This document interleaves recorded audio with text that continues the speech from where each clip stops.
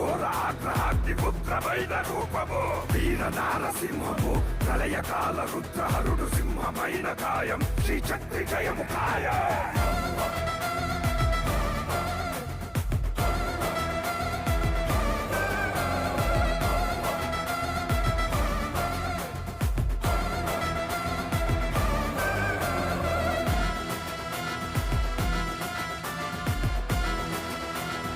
నా శరణు వచ్చిన వాణ్ణి నేనెప్పుడూ విడిచిపెట్టను.